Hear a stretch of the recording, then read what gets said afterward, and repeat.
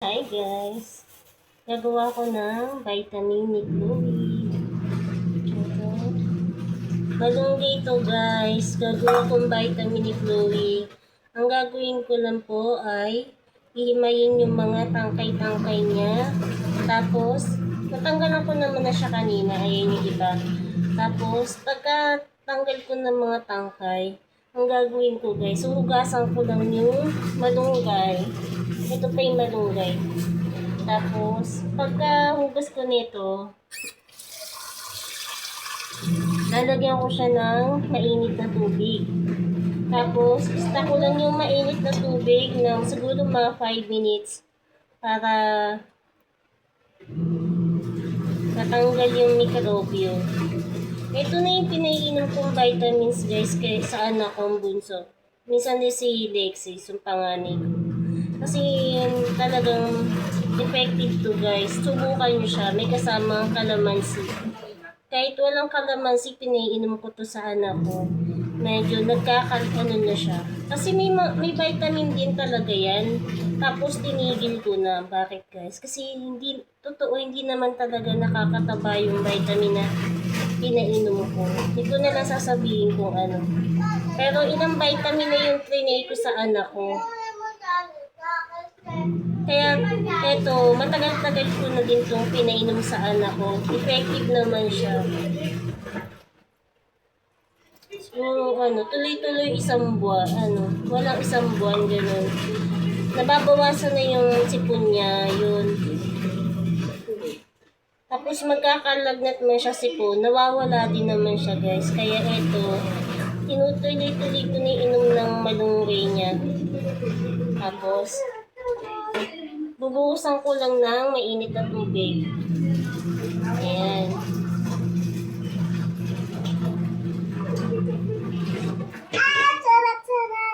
Siya po si Chloe, guys. Hi! Ay ka doon sa kanila.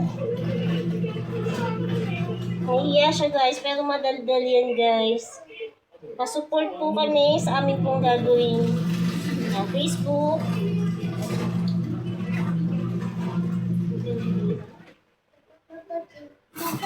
Pagkatapos mo dapat ginano mo, tutugol ka lang tayo sa kwarto. Hindi Diba na lang. dadalhin mo? Ayan guys, may ano na siya oh.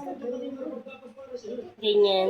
Madali na siyang pigain guys kasi naano na siya, nalanta na siya. Hindi ko muna siya natigay hindi siya ganito kahit na maganda talaga yung alternative ng malunggay na talagang puro malunggay, lalagyan ko kalamansi. Hindi na siya tulad ng dati sa catering guys. Siyempre samahan namin ng panalangin bago painumin ng ganito yung anak ko. Para may basbas ng ama.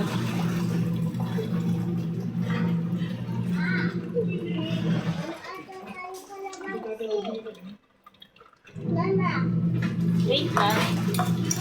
Yeah. Pero kahit walang kalamansi guys, napapainom ko siya ng ganitong puro pinigang.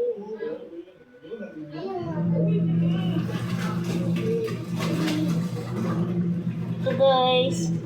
Kahit hindi naman guys malaking kalamansi, basta maanuhan yun. Tapos saka vitamin C din to guys, diba? Kaya Mama, ako maglalagay ng kalamansi. ayan, nagugas na ako guys ha. Ba't wala yung tubig? Wala yung tubig, tinapo ko. Bakit? Oh. Pigaan ko siya guys.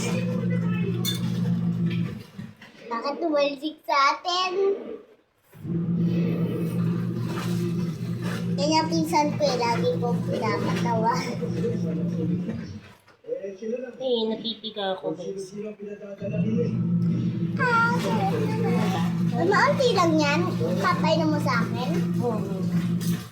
Yun po.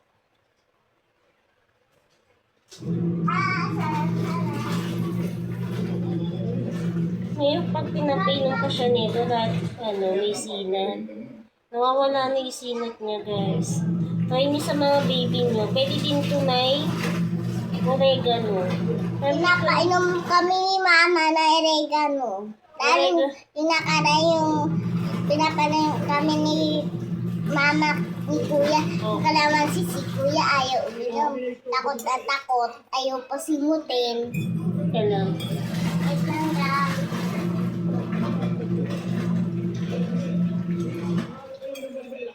Lalagyan ko na ng kalamansi. Dito ka. Ayan, ako na. Ako na. Na, butasan ko na.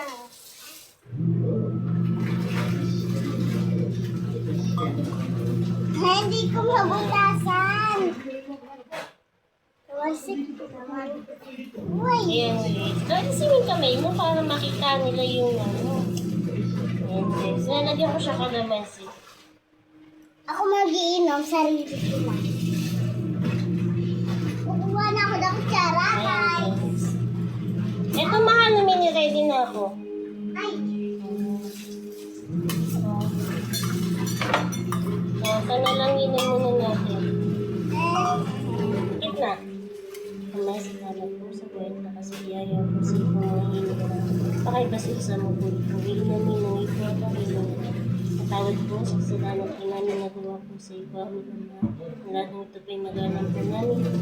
Sa pangat pakibasa po naman po Panginoon sa aming pindakilang tagapagligtas. Inom na siya, guys. Try niyo po ito sa mga anak niyo. Pwede po ito sa 2 years, 1 year, 2 years old. Dati po inom po na rin sila ng ganito, baby kasi. Pasim. Sarap. Ang lasa. Pasim.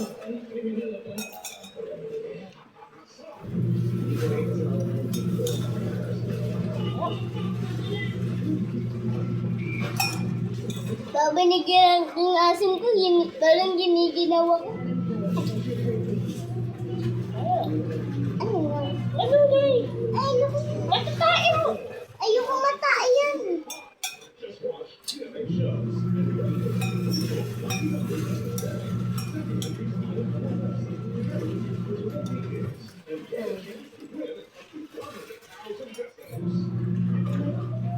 Yan na, guys. Simot niya na. Yan, guys. Yan.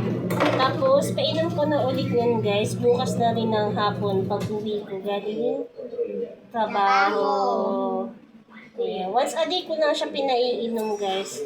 Pero pag may sipon siya sa kaubo, 2 times a day. Mama, Yeah. ati na lang kaya tayo sa Sige na, guys. Bye-bye na. Bye-bye ka na. Bye-bye, guys. Load po kayo. Pasupport po kami. Thank you po.